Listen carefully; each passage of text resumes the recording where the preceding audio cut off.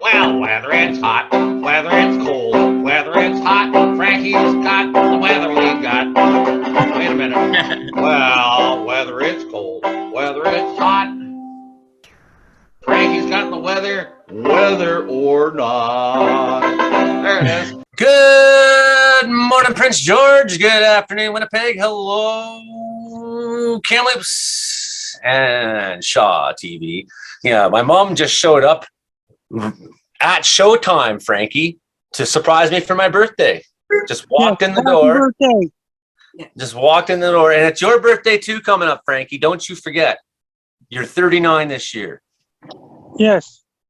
All right. So this is Comedeorological Report. It's your show about how much the weather sucks in Canada. You're listening to us on C4 88.7 FM, Prince George, CKUW 95.9, Winnipeg, CFBX Kamloops, and Shaw Spotlight TV. I'm Joey Only, your host here in Wells, British Columbia, on top of the world. I see what I do up here is I sit on top of the mountains and I look across Canada and watch all the weather go by and tell you what it's going to be. That's kind of what I do, right? So you can see the show here and all the other past episodes on Joey Only Caribbean Weather Dude, the finished product every week. And we also live stream as we're making it. So we got in the studio this week, of course, Frankie McDonald, our special super guest for our 104th show, I think, this week. We have special guest from Saskatchewan, from Saskatchewan, Hank Vliestra, storm chaser. And he's going to tell us about, the chasing storms in Saskatchewan. And Brandon Hauk, our, as always, radio man down in Brooks, Alberta. He's the voice of weather in Alberta. That's who he is. But his Brooks Bandits hockey team has just progressed past another round. They're looking to win all Canada, for the 20th straight year. The Brooks Bandits, just the best team in small-time hockey. And Imogen Cookie Bailey, the co-producer down there in Victoria. That's all of us. Wow. And my mom, Allie Haveman, who just showed up from Ontario at showtime to surprise me. Haven't seen her in years. So now she's got to share me with you for a few more minutes. That's how it goes because it's showtime here. Frankie McDonald. Frankie! How you doing so far? I'm doing great so far. Then you get really, really bad weather here for Kazakhstan on Saturday. It's going to be worst weather in the world this Saturday coming. Major snowstorm headed for Kazakhstan, including Astana. Kazakhstan is going to bring a whole lot of snow on Saturday and Sunday. It's going to be very strong winds with a lot of snow. Send a sharp cold air is heading for Kazakhstan. Starting off with rain, it's going to change over to snow in Kazakhstan. This is Frankie McDowell, my own TV station live in Sydney, Nova Scotia. Major snowstorms headed towards Kazakhstan on Saturday, April 15, 2023. It's going to bring a lot of snow. Winds are going to be very strong. Especially Astana, Kazakhstan. It's going to bring a lot of snow. Winds are going to be very strong. It's going to cause blow and drift of snow, reduce visibilities, dangerous and treacherous driving conditions in Kazakhstan, including Astana, Kazakhstan. It's going to bring a lot of snow. Winds are going to be really strong. It's going to cause blow and snow, drift of snow, reduce visibilities, dangerous and treacherous driving conditions will continue on to Sunday, April 16, 2023. It's going to bring a lot of snow. Winds are going to be so strong. I recommend people in Kazakhstan to stay warm because a lot of snow is headed for Kazakhstan on Saturday, April 15, 2023. People in Kazakhstan, be prepared. Make sure to wear your winter gear when you go outside. Don't even walk too far because a lot of snow is taking place in Kazakhstan on Saturday, April 15, 2023. To be prepared out there in Kazakhstan for anything. Frankie, what's going on in Sydney, Nova Scotia, where you are? Right now, it's mild outside in my hometown of Sydney, Nova Scotia, as of right now. And it's supposed to be, it's extremely hot in Toronto, Ontario right now. So is Chicago, Illinois. There's been a whole lot of rain in the southeastern United States. Brought a major flood in Fort Lauderdale, Florida. Water's up to their knees. The cars up to their top of the tires in Florida. What about the storm that's about to hit through the middle of the United States this weekend? It's really, really bad. Caused a lot of tornadoes, chain lightning, thunder. Heavy downpours, large hail, damage, winds, possible tornado. And Vancouver, British Columbia, and Seattle, Washington, Victoria, British Columbia is getting a whole lot of rain this weekend coming. It's going to rain for the next few days in Vancouver. Hey, Frankie, have you ever met our special guest before, storm chaser Hank Vliestra? Hi, Hank. I'm doing great so far. Hi. Last year, in September 23rd, 2022, Aaron Jacek, extreme meteorologist and storm chaser Aaron Jacek has met me in person at the Mayflower Mall Friday, September 23rd, 2022, the day before Hurricane Fiona hit Sydney, Nova Scotia. I noticed that. Yeah, I haven't met Aaron Jajak yet, but I like to watch his footage. Hey, Frankie, you heard about that one in Australia too, didn't you? And I did a weather forecast for Antarctica. That means the last sunset in Antarctica will be in the end of May. That's when, sometime around the mid to late May, it's going to be 24-hour darkness in Antarctica, starting in late May.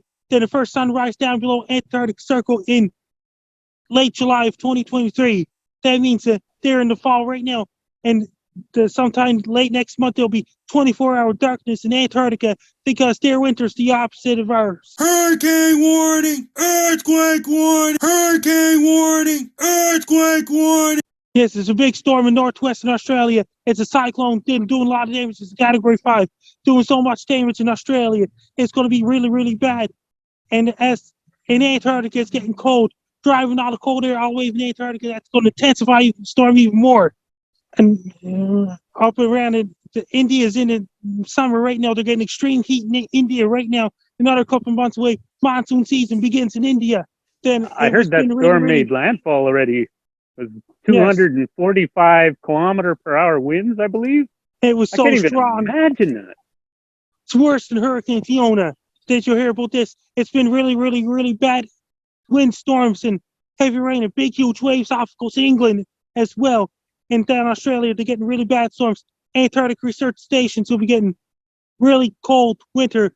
Very, very strong winds. It's going to be minus 70 degrees Celsius to minus 80 degrees Celsius in Antarctic research stations such as Amundsen Scott South Pole Station and McMurdo Station, Antarctica, starting. And in late fall and winter, temperature we go down minus 80 or even minus 90 with the wind chill in Antarctica somewhere, including Amundsen Scott South Pole Station, Antarctica. Do you remember Amundsen Scott South Pole Station, Antarctica? It was mighty cold there. Scientists have to be really, really, really, really, really careful doing research. You have to be extra, extra careful for people down at research stations like McMurdo Station, Amundsen Scott South Pole Station, Antarctica, because their winter starts on June 21st, same day our summer starts. Their winter starts on the same day. What is your favorite temperature? What is a perfect temperature? 180 degrees. Frankie, what's your favorite temperature? Decent temperature. You like decent temperatures? I love how specific that is. Now, I just want to circle back to the storms in Australia for a second there, Frankie. Is this going to be is it going to be like rainstorms? Are they going to be getting a lot of thunder and lightning, tornadoes, sandstorm? Tell you, the hurricane-like storm, like high winds, heavy rain, thunder, and lightning, and some other areas and things like this possible. If this is the fall of the year in Australia, this is their peak of the hurricane season right now. Oh, hurricanes. Okay, so how does that affect the surfing down there? Do they get extra awesome tidal waves or what? They get big tidal waves, and they go the opposite ways. They go clockwise, and high pressure goes counterclockwise down there because they're in the fall of the year. Their winter starts on June 21st. They do have opposite. The water does go in a different direction when you flush the toilet. Thank you to the Coriolis effect. Somewhere along the border, I like to think that the toilet water just sprays straight up out of the bowl right in your face because it doesn't know which direction to go. Right on the border of north and south. Did you hear about this? In Antarctica, 24-hour darkness starts in Antarctica sometime in second half of May. It's going to bring 24-hour nighttime darkness, dark 24 hours a day in Antarctica in the second half of May. Then it's sometime in late July, it'll be first sunrise down below Antarctic Circle because their winter starts on June 21st. I've seen that you made a lot of guy videos this week, Frankie. Okay, guys, we're going to do a guy tries to eat 50 Godzillas at once. Hi, what'd you eat? 50 Godzillas at once. Eat them all right now. Eat those Godzillas right now. Eat 10 more Godzillas.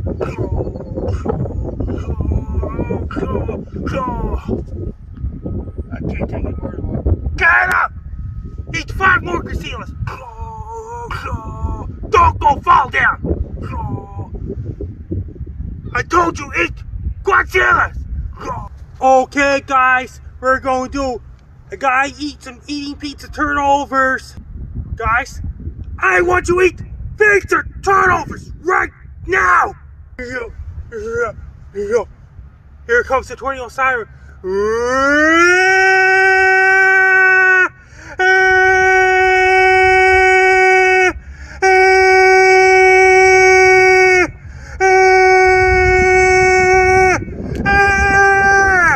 The guy tries to eat 50 quesadillas at once. Quesadillas at once. And I did. The guy eating pizza turnovers. Then doing the tornado siren. And the guy and the crows. Those are the 3 comedy videos I did. Wait, guy eats 50 crows? Did I hear that right? The crows video is not eating crows. It's not about eating crows. It's different. Why isn't he eating crows? I hear they're delicious if you grill them. The guy at the crows came after the guy in the video. Next time the guy should eat some of the crows, and then you'll have less crows attacking him. Yeah. Or at the very least, catch them all and harness them up so they can pull a sled like reindeer. They'd get better altitude than the reindeer. They're built for it. Rain crows. Crow deer, man. Crow deer. Actually, yes. Going back to the storms in Australia and the giant tidal waves. Now, Australia is known for that a lot of the animals there can kill you. Pretty much everything in Australia can kill you. It is some of those bugs can kill you. There's the kangaroos. Oh yeah. But in the tidal waves, with all of the poisonous jellyfish and electric jellyfish, now if lightning strikes a tidal wave that's infested with jellyfish, do the jellyfish become extra electrified? And can they then shoot lightning out their tentacles? They can shoot lightning. What does that mean? Well, it means like, can they just like flick you with a lightning bolt? If you're surfing and there's an electrified jellyfish, can it throw lightning at you like Zeus? And did you hear about this? About Base Guy? Last question for you, Frankie. Tell me about the volcano this week that happened up Kamchatka ways. It was really, really, really bad. A lot of mud and volcanic ash covered on top of the snow there. Excellent. Everybody, Frankie McDonald, the man in Sydney, Nova Scotia. Talk to Hank Vliestra. We're going to talk to you twice tonight, but we're going to talk to you first just to kind of introduce you to the show. Hank Vliestra, welcome to the show. And please give people some of your background on storm chasing. I have been chasing storms since about 2013, so it's not really a big, long time for me. Being over 50 years old, that's not a whole lot of my life, but I always used to think storm chasers were out of their tree and that they were just nuts.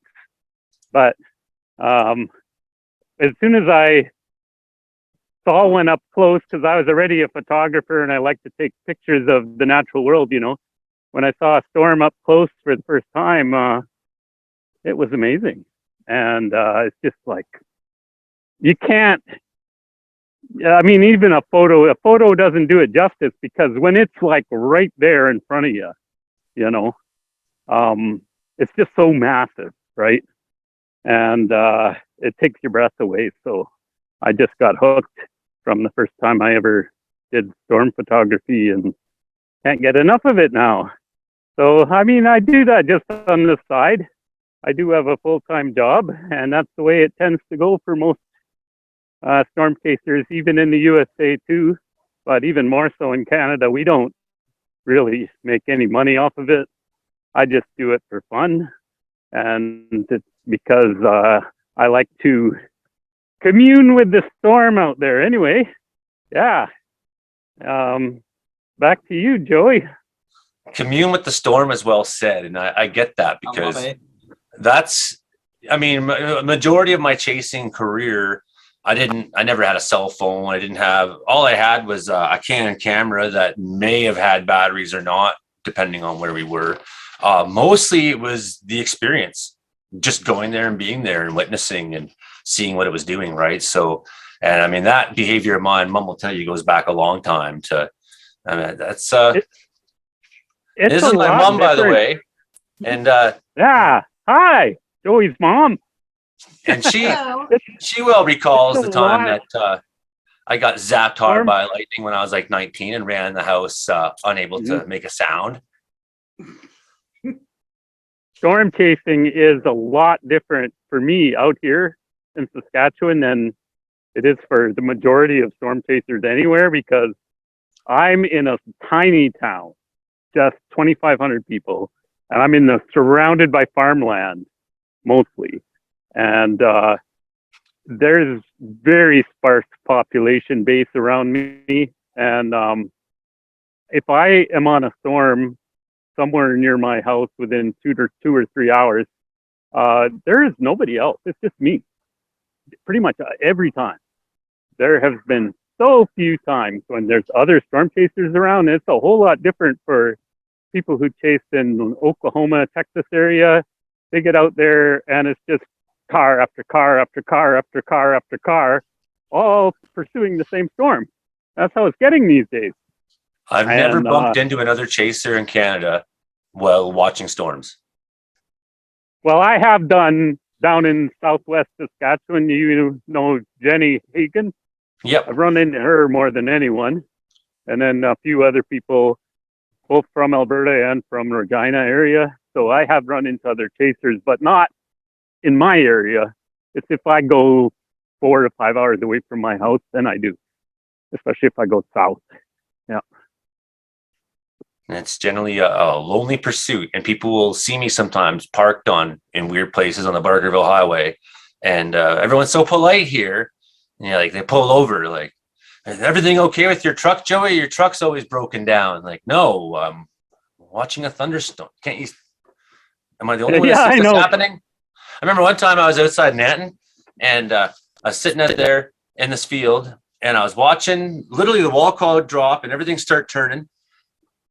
And then up pulls it's a truck with trailer, and it's the FBI. He's the big native guy in Nanton. He's huge and quite liquored up at this point, at this time of day. And what are you doing? Hey, it's the singing chef. You know, where have you been? It's like, I've been back in BC for 6 months. You know, and hey, right on.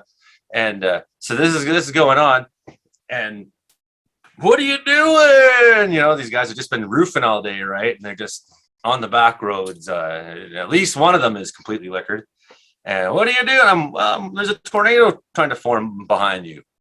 Like, whoa, you know, and they're all like, and so then like, but because he can't stop talking because he's, you know, and I'm just watching the weather and I'm like, hey, I hate to be rude and cut you off, but that's about to maybe drop on our heads. We have to go up the road a little ways, you know. And he's like, holy, you know, and we jump in the vehicle, and then we got up to the next quarter section. We came to a bit of a rise there, and was able to stop. And it didn't reach the ground. It was beautiful though.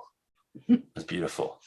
It amazes me sometimes how when you're right in front of a crazy storm, people can look at you with your camera and go, what the hell is he doing? As if they had no idea the storm was there, you know, or something like that. Like it's clueless. Common in small towns in Saskatchewan where people are so used to, you know, storms coming through from time to time, but they don't think anything of it anymore. And they look at you like, why would you have your camera out? It's about to rain. Can't you see? You know? And a lot of people are just clueless these days too. They walk like this.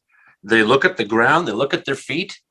And, you know, for those of us who are used to being in the forest and operate in the mountains a lot, you know, I'm always heads up, always been. And I'm always looking at the weather. That's how you become a danger tree assessor in a wildfire, because you're the guy that's already looking up.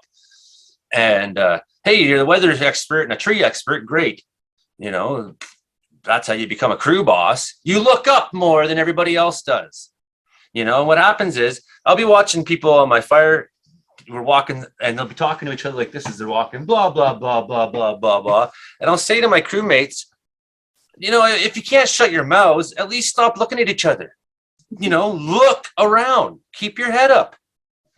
Pay attention to what's going on. So we're going to come back to Hank in a little bit and talk to him. We got Brandon Houck up next. Tonight's headlines, which we'll get to later in the show: prehistoric Megalodon shark in the Nechako River of Prince George. Look out, everybody. Also, forest fire in New Jersey. Of course, Cyclone Ilsa, we just talked about, hitting Australia. Heavy downpours causing floods in Miami. 25-year-old grizzly bear has been euthanized at the Toronto Zoo. I'd like to say he was serving a lifetime sentence and has finally been carried out the execution by lethal injection. And pufferfish has killed a Malaysian couple. The fugu has killed again, and a man has been jailed for scaring 1,100 chickens to death. Brandon Hauk, what do you got going on in Western Canada this week? The Brandon Hauk Report. Oh, hi. This is the Brandon Hauk Report. Oh, hi. This is the Brandon Hauk Report. And this week on the report, we have an ice storm to go through. Last week, significant icing in Ontario and Quebec with 10 to 12 hours of freezing rain, causing over 1 million people to go without power for multiple days. Still at this time, thousands still in the dark without the lights on. Now, as we also had the first 20-degree day of the year in the Windsor, Ontario area, and many areas followed suit afterwards, and severe thunderstorms in southern Ontario, so it was quite a wild event there. Meanwhile, yes, BC getting quite unsettled with the rains along the coastal sections of British Columbia. And we also had the mountain snow through the interior sections as well. And that also allowed for the warmer air to move into the province of Alberta. And that is really taking a toll on the snowpack as the snow quickly melts away. And we're going to see that snowpack really start to melt into Saskatchewan with a warm air advection moving through on Tuesday. That could allow those temperatures to climb the low to even mid-20s in a few locations this week. Oh boy, get out the shorts and do not forget to slap on that sunblock. Are standing in spring runoff as the temperature is expected to get double digits today, and we're under the ridge of high pressure well into next week. So these ditches are going to be absolutely full of water, which is a spectacular time of year. Absolutely, we've got our rubber boots on here. So we're standing right in the spring runoff. Now, into some other weird, wild stories. We go to Augusta, Georgia, where severe thunderstorms struck over the weekend here, and the Masters is going on in Augusta, Georgia. Well, they kept on playing. However, we had a couple of trees topple over during play of golf. Right, so the wind has definitely picked up in the last hour, gusting about 50 to 60 kilometers an hour. And the wind will continue to intensify as we go through the afternoon. And the temperature has really gone up too. We're like the hot spot in the province right now at 18 degrees. Look at us, winning. And as I mentioned, in the next few hours, expect those winds to gust 80 to 90 kilometers an hour. And we'll be out here in this wind. Yeah, we will. Stay tuned for updates. Meanwhile, a couple of weeks ago in Montana, a train derailed which was full of beer, which is quite unfortunate. And also in Edmonton, just the other day, we had a guy decided to climb over the Talus Balls art display, and he snuck in and fell through and got stuck in those balls. Oh boy. So fire department had to come out and rescue him. He's facing some charges there on that. And then finally, this summer, the National Balloon Festival is going on. And the main event, what is the main event here? Oh, yes. The act of the year at this event is Air Supply. That's the Brandon Hauk Report. I shall declare this lake Hauk. The Brandon Hauk Report. Boom! There goes the dynamite. Well, Western Canada, it's been a kind of wild week here, especially after the weekend. It was a very nice weekend. We actually saw a nice warm up. We had last week here in Brooks, we had a snow cover, snow all over the place, and we were wondering when the snow is ever going to melt. And it took 3 days, and the snow was gone, just like that. With the especially on Monday and Tuesday there with the strong westerly winds, southwesterly winds, Chinook winds gusting about 70 to 80 kilometers an hour. So that was a lot of fun earlier this week with the fairly strong Chinook winds there. Some areas had the first lightning strike of the season earlier this week, and then other areas had the first lightning strike tonight. In Calgary, for example, had the first little rumble of thunder tonight. So fairly exciting weather indeed. It's been kind of unstable the last couple of days here on April the 13th. I just got to double check what date it was. So April 13th here, we had fairly unstable atmosphere. So you got steep lapse rates. We have multi-cape valleys of 100 to 200 joules per kilogram here. And then you got a bit of an upslope flow. So that's allowing that pretty much textbook convection to pop up here across Alberta today. And that is what's popped up those showers, grapple. It's also throwing maybe some small hail, and if we got a little rain, some snow over here. Some areas got about 5 to 10 centimeters of snow.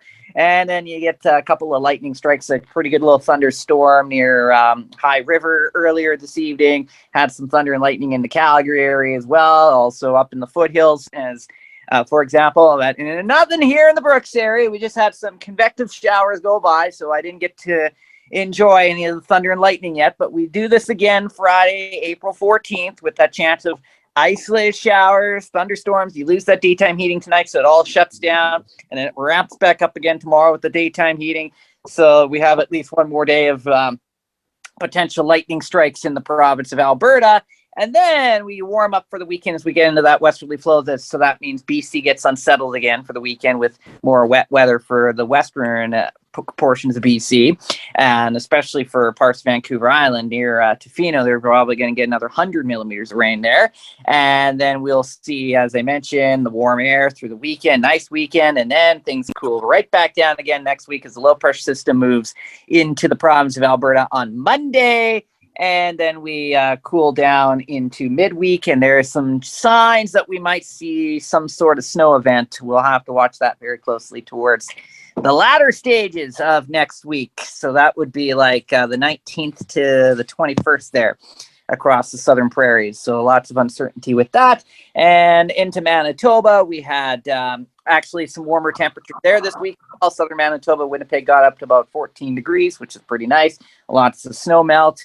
And especially in southern Saskatchewan, they've had quite a bit of snow melt there, a fairly rapid snow melt there in some areas. So some flooding has been an issue earlier this week as well. And Manitoba looks like they could get another shot of snow next week. So winter just likes to hang on. Just goes away and then hangs on and comes back. Yeah. It's been quite gross, and we've had some... I remember that in August 2002, Red Deer, Alberta had a little snowstorm in August 2002. Oh, yeah. Yeah, we've had snow every month of the year. It could snow in Alberta, pretty much. In September 2014, Calgary had a major snowstorm in Canmore. Had a lot of snow in September 2014. Oh, yes, that was a big snow event. Trees snapping, power lines going down. I remember that. I didn't get the snow here. I think I got like a trace or something here in Brooks, but Calgary area, oh, yeah. It was snow for a week. You remember that in December 2010, Sydney, Nova Scotia had 429.9 millimeters of rain a whole month of December 2010. Well, that's a lot of rain. I think I remember that too. I think I've seen something like that. And did you hear about this? And do you remember that Kazakhstan's getting a lot of snow Saturday and Sunday coming up? A big snowstorm heading for Astana, Kazakhstan. Astana is the capital of Kazakhstan. Yes, they're getting some colder air mass. I'm just gonna sweep over there, take a look at that. So, since last week's episode, 1 million people lost power in Montreal.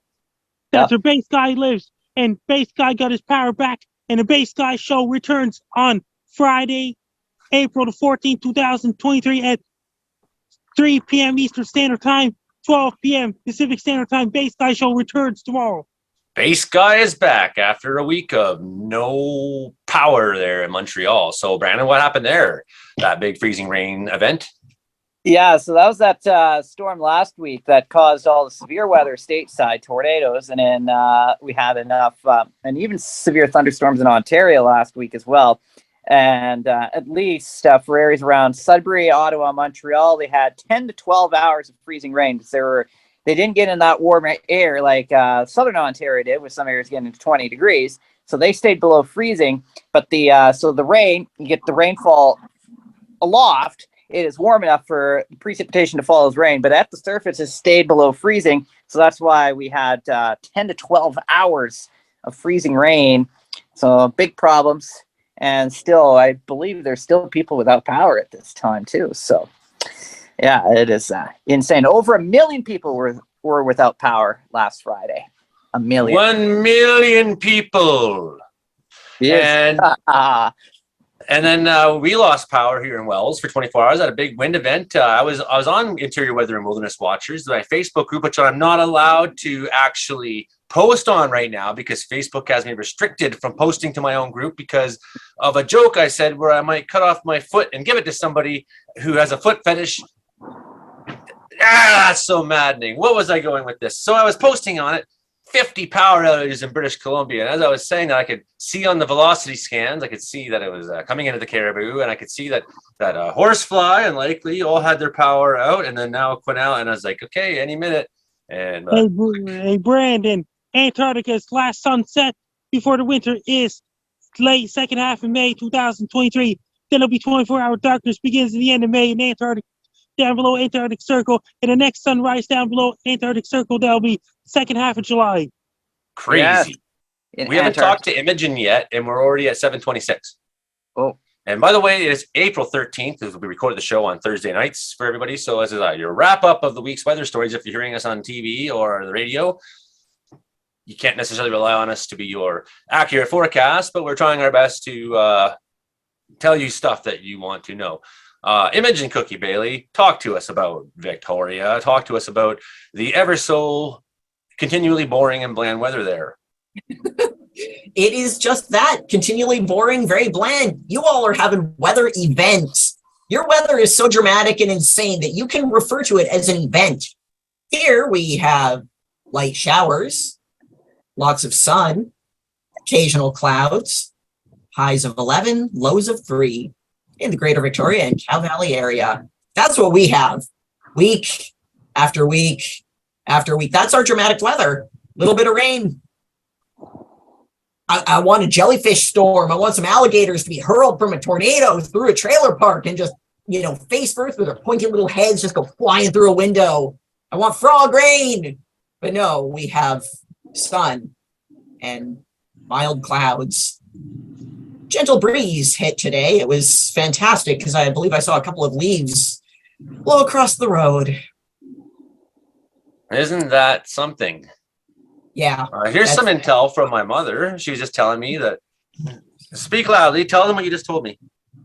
So when I was at the airport in Vancouver today, I met a guy who was not a happy camper because he had flown from Van up to Terrace. They were 10 minutes from landing and they turned the plane back because of the ash cloud from the volcano. Oh, fantastic. Brandon Hauk, do you have intel on this? Who always watches airplane traffic? You're muted. Yes, there you go. Hit it again. There you go. Hello. Okay. I haven't seen anything on that yet. So that's interesting. I do. And not only that, I got something to say. And did you hear about this? Sandstorms will be kicking up the high gear in June and July in Egypt and Libya and Sahara Desert. That's going to drive all the dry, dusty air all the way from west coast of Africa, all the way to the Gulf of Mexico, all the way from Sahara Desert to the Gulf of Mexico and southeastern United States. That's going to limit the hurricanes because sandstorms are going to be so tense coming all the way from the Sahara Desert like Egypt and Sudan and Libya and Chad and all these places, driving all the sand all the way from the Sahara Desert, all the way from west coast, northwestern Africa, all the way to Gulf Coast. Look at that sunset going on. That's Saskatchewan. You got the big sky. There's people. It was better earlier. Look at there's people at least in that house watching entertainment tonight. We have a lot of changing conditions here, and very exciting changes too. It's not so blah blah blah here in Saskatchewan. It's a dramatic sunset. We have a big puddle, brand new. Ooh. That's my friend right there because that is melting snow. Lake Vliestra. So Rachel Cook and her stepdaughter Addison Schill, they were in the Nutaco River on Tuesday, April 11th, and they saw a Megalodon shark. Actually, they're at a section where it was both gravelly and clay. She did not have much hope for agates there. She says, as we were walking by, she and I noticed the same thing. Initially, I thought it would be our agate find of the evening because it had a big shine to it. She said 2/3 of what was hopefully an agate was submerged in the mud, but when she dislodged it, it was not what she was looking for. It was a Megalodon shark tooth. These sharks used to be 60 feet long. You know, these ones, that's the ones that everyone always wishes were still around, but aren't. And yes, so she's likely came as a result of glacier displacement. So glacier moved the tooth from somewhere else. Hundreds of thousands of years ago, glacier may have scraped it as it was coming down here and took a very long time, slow ride, eventually settling in the mud banks in the Chaco River. Yeah, all I ever find in the river is boring old gold. New Jersey, the Pine Barrens are on fire. Anyone got details on this, Brandon? New Jersey, so it's a big forest fire situation. Now, New Jersey tends to have a lot of forest fires. It's the most densely populated state, sure, but it also has a lot of forest. It's a big national park, the Pine Barrens, and they tend to have fires in April, but this behavior looks quite extreme. Why is this happening extreme, Brandon? Well, probably because they reached 30 degrees plus today, and it's not kind of typical for April to get over 30 degrees. So you get hot air, you get fairly dry conditions, and fairly gusty wind to go along with that, and that can spread like wildfire, that's for sure. So what you have then is what's called crossover. So crossover is a wildfire condition where when the temperature hits 30 degrees Celsius, and then your humidity drops below 30%, your RH, right? And then especially if you add 30-kilometer-an-hour winds, but that's not necessary, but especially if you add it, that's what's called crossover. That's where your explosive fire behavior begins. So we're always watching for crossover conditions. So this is pretty early in the season for such a northern place to be getting crossover and having ripping fires. Okay, so there's that. About the cyclone, Ilsa. What do we know about this cyclone? Yes, so it made landfall today, I believe just kind of north of Marble Bar there. It's category 5. Winds, I believe, were gusting at least 278 kilometers an hour earlier, and that was landfall at, what was that? Yes, that was about 8 a.m. our time here, so I don't know what time it would be in Australia then. But anyways, so that was a fairly powerful storm, still ongoing. I believe it is probably weakening now that it has made landfall and is making its way through land there, but is live. Appears to be a series of severe thunderstorms. Yeah. So yeah, very powerful storm. So we'll have to dig for some images here. I haven't seen anything from there yet, but I'm not sure we're allowed to show images because of our new TV mandate. Right. So Miami yesterday, local folk singer, Maren Patnaud, who grew up in Horsefly, lives in Vancouver. She was in Florida yesterday and posting about so there was a continuous thunderstorm. It just didn't stop. That storm that was over Fort Lauderdale there, that was stalled there for at least, I'd say 5 hours, 6 hours, something like that. And it dropped over 500 millimeters of rain in just that span of time. So they had some significant flash flooding problems, including the airport all flooded up there. A lot of businesses and homes flooded, and cars getting stranded because they couldn't drive through the water because you got to remember, whenever you have major flooding, turn around or don't drown, and everybody decided to drive right through there, and that's not good. So that's that's in Fort Lauderdale there on that would be the 12th of April. That's when that occurred. Significant flooding and even tornado warnings. I think there was a tornado touchdown as well. It was a supercell. I don't know about whether or not there's tornadoes, but it was supercellular. So Florida man got lucky. He got a 6-hour thunder show. I wish that would happen here. That would be so awesome. I'd be just in heaven. Update on the Florida man story. Which one? All of them. Oh boy. So I've discovered as to why there are so many Florida man stories. Oh yeah, I know this. Yep. Lead?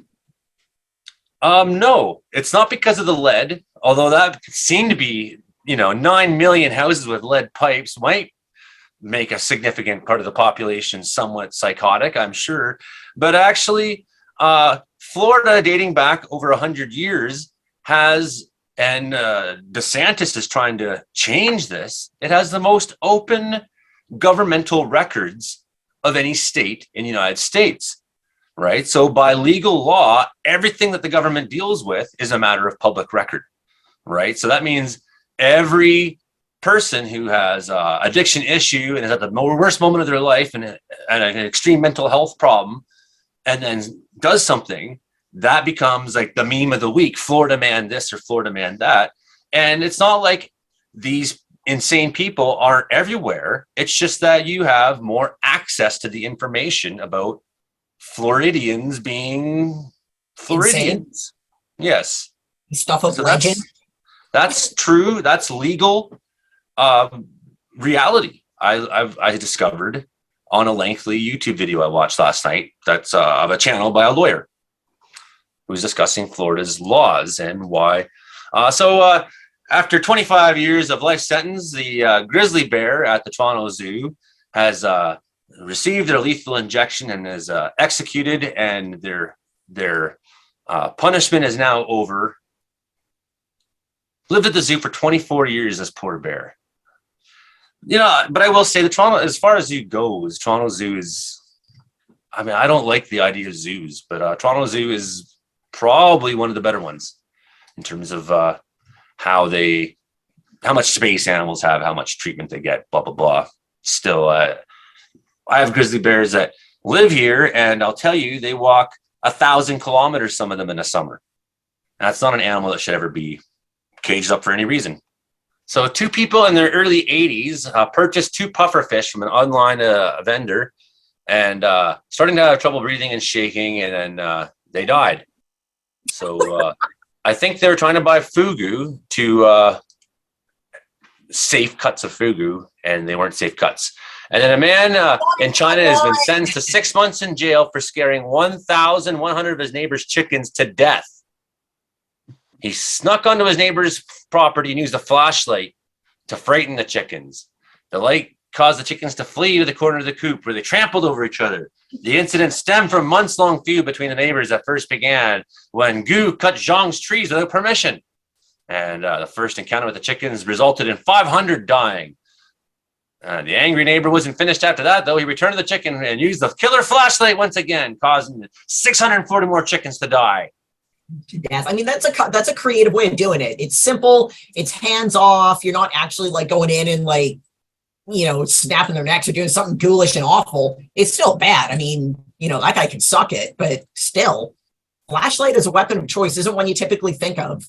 Now, why wouldn't you just use a bomb? Hey, Joey, don't forget your birthday's coming up. Yeah, Joey. Right. Thank you, Frankie. Don't you forget, your birthday's coming up.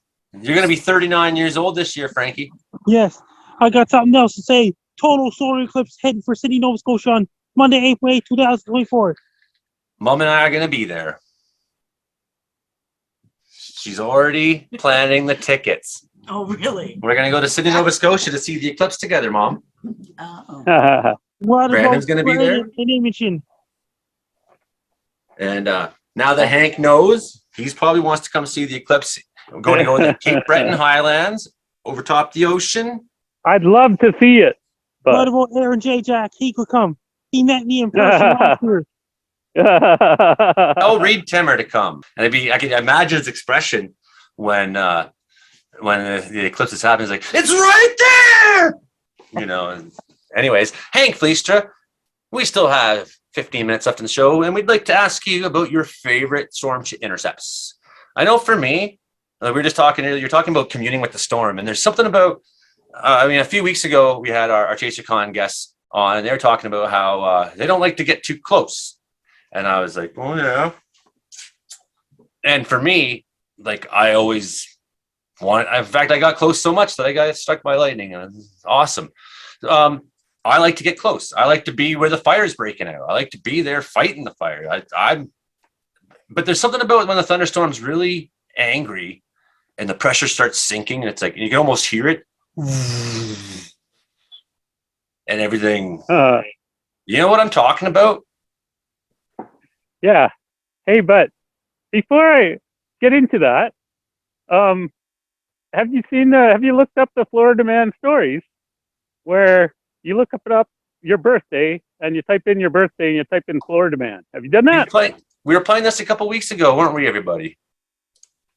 Well, I did it recently because my son told me to do this, and the story that came up on my birthday was Florida Man brings alligator into liquor store. Oh, is it mine? It's got Florida Man. Oh no, that's July 17th. Yeah. Florida Man encases self in concrete at governor's mansion. So I kind of like that guy, actually. The most impressive thing that I've experienced where I never expected it would be as dramatic as it was large hail when approaching. You could hear it coming before it actually hit. And it was just an amazing thing to witness because you could hear that hail and then all of a sudden it's right there and just coming down and bouncing and stuff. And that was amazing. As for whether I like to be up close to a nasty storm, well, it can get where it's not fun anymore. It has happened to many storm chasers, you know what I mean? So you just want to get out of there at some point. Well, and we have the luxury in Canada of so many of our storms being kind of safe, right? And then you get into one sometimes where you're like, oh, this is different. Yeah, you gotta, and what can happen to me is I can get into radar holes. And sometimes I don't catch on right away, but I'm starting to learn from my mistakes. But there have been times where I look at the radar and go, I guess I'm okay still. And I hadn't realized that's been 25 minutes since the radar updated, you know, and I know where to look now on the screen, but you can get in trouble. You gotta not only watch the radar, but watch the sky too, you know? Lately, I've become pretty sophisticated with radar. And as I've had the weather group for almost 10 years now, of course, I've tried to give interesting kinds of, but I've always found once I'm there and once it's happening, I kind of know what the show is going to be like most of the time. Got a pretty good feel of it. And usually I'm the guy telling everyone around me, here's what's going to happen. Back in the year 2018 in July and August, Washington, D.C. and eastern seaboard of the United States had so much rain in summer 2018. That's awesome. It's a lot of rain in 2018. For anyone watching now, 2018 had a lot of rain in some place. Like Washington, D.C. Like Washington, D.C., Baltimore, and all these places in Virginia. Tornado siren goes.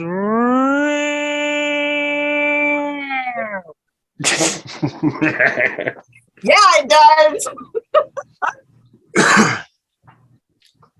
I think all tornado sirens should be changed to Frankie's voice doing that. It would be so much more identifiable than the actual siren. We'll get Hank once he's inside. He's coming in to warm up. We'll ask him about tornado intercepts. Mom last year had one come through the town of Madoc, eh? Yeah. And I was calling Mom frantically for like 2 days. Why the hell aren't you answering phones? And then finally, one of my aunts is like, oh, she's fishing 200 kilometers north or something. And I was like, oh. Cell phone didn't work. What happens if a tornado hits downtown Oklahoma City or downtown Denver? Well, it's happened many times. Moore and El Reno and Oklahoma City is Norman. That's the place you go to get hit by tornadoes. What about downtown Dallas? Downtown Dallas has been hit by a strong F3 before in the past. Hey, what was that one? I'm thinking of the tornado outbreak of 2019, October 20th to 22nd is the one I was thinking about. There's a lot of tornadoes that year, yeah. Yes. Yeah, EF3 tornado, 140 miles an hour in Dallas, Fort Worth area there. So that was quite a show for all them people. I guess that does count as an outbreak. I mean, if anything's going to be an outbreak, it's better to have tornadoes than herpes. So, I mean, this is a win for weather, at least, and trailer parks. So when the tornado hit our town, nobody killed? Nope. Nobody injured? Well, actually, no, I'm lying. There were 2 deaths in Havelock. Oh, that's right. So the tornado went through Havelock, Marmora, Madoc, skipping along last fall. And all I could do was sit here from a distance going, oh my God, I always said it was going to happen. And then, but this wasn't in rocket science because my aunt's house about 3 miles from mom's house got hit by a tornado in May 2000.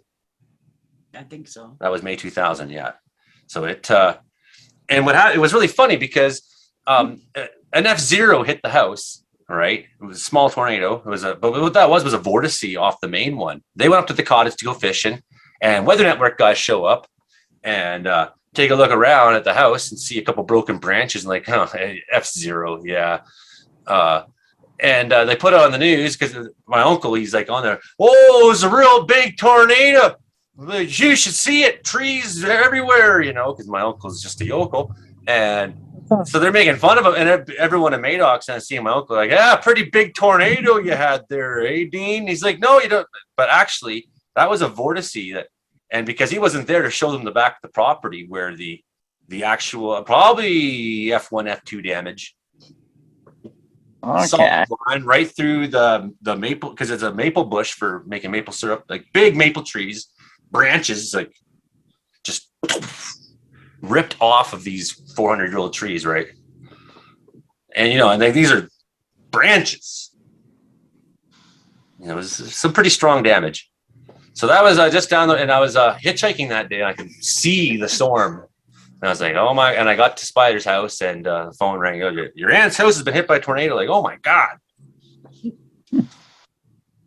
Well, last year it touched down in just outside of Madoc, between Madoc and Tweed, and it did not lift.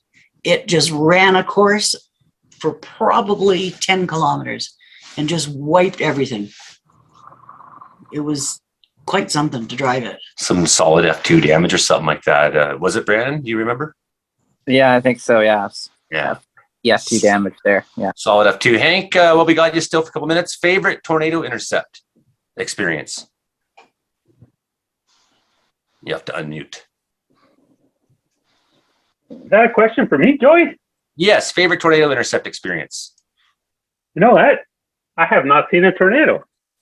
Can you believe that? Yeah. I can believe that. I have seen many supercells, just I have not seen a tornado yet. But my favorite, it's a little tricky to say, but I love the ones where I'm with my friends in the same vehicle. And one of my favorite people to chase with is Cynthia out of Saskatchewan. And there were more than one occasion where I was with Cynthia that, usually 2 people, Cynthia and her friend. And when they just get giddy with excitement over what they're seeing in the sky, that is what really is the most memorable thing to me. And I've had it both with supercells and with even more so, I'd say, with shelf clouds, because when you're chasing a shelf cloud, there's a better chance that you can stay with it for a long time. You can stay in front of that thing sometimes for 2 hours, 3 hours, depending how fast they're moving, right? It all depends how fast that thing's moving. And there have been some really fast moving ones, but there have been times where we just stay ahead of the shelf cloud. You go a bit, stop, take some pictures, then you got to get going because it's catching up on you, and you have to be in front of it. And those things, they look not even real, and sometimes they're so impressive to look at. Growing up in Ontario, I had definitely involvement in tornadic storms. No visual myself.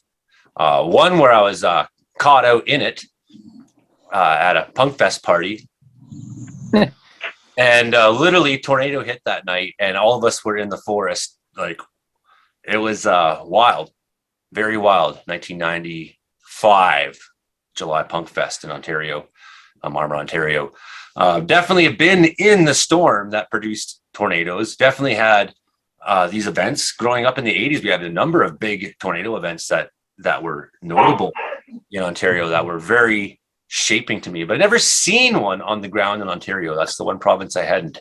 In Manitoba, seen one on the ground, most definitely. I was with Bob Way and the Outlaw Carnies, and we're on tour, and I'm like, there it is. I told you, because I've been saying for like 2 hours. We're driving him through behind a line of storms. We're going to possibly come through some tornadic weather. And, and then the Americans would all laugh, and the country musicians say, tornadoes, we got to come to Canada to see tornadoes. And I was like, look, there it is. And he's like, that's not a tornado. And I go, I've never seen one. They're all saying. And then we got to after witnessing this, we get to Winnipeg and we pull into the Royal Albert, and the manager for the propaganda is there, and he's saying, yeah, did you come through those tornadoes? And it's like, as a matter of fact, we did. And there's Bob Wayne.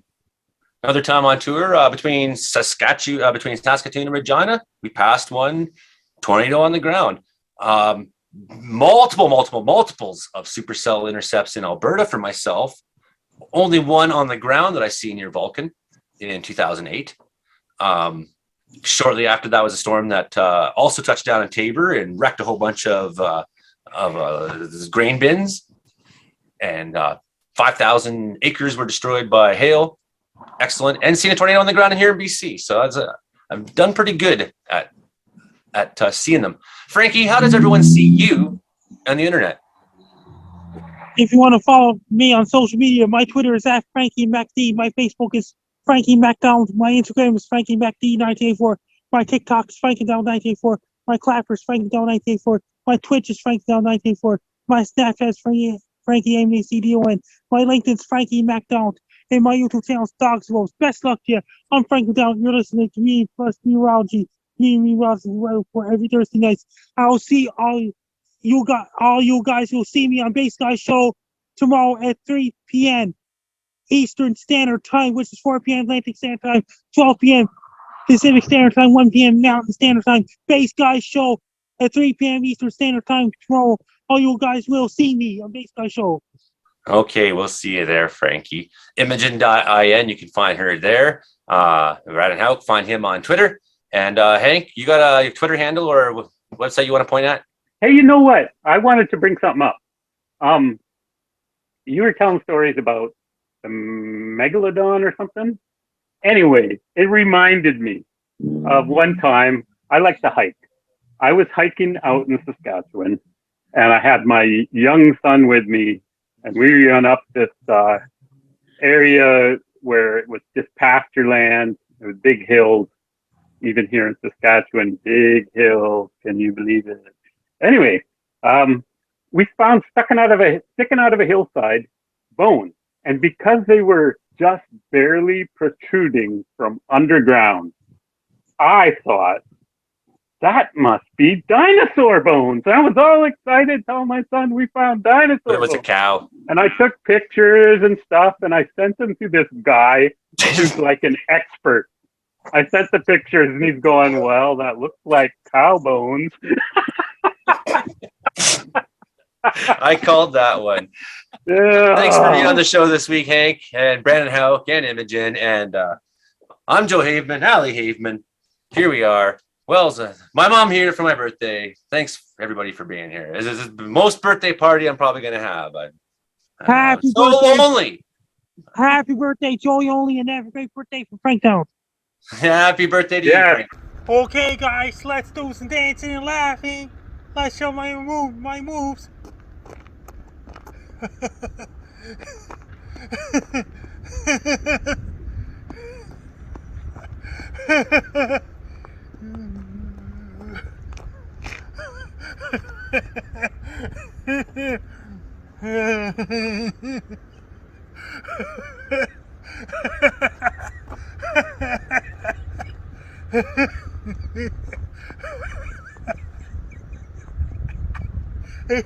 Butterflies are flying.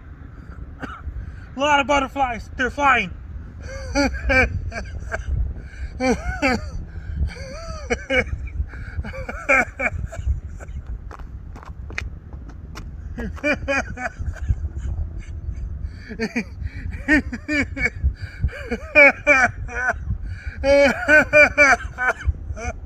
Lots of butterflies are flying around.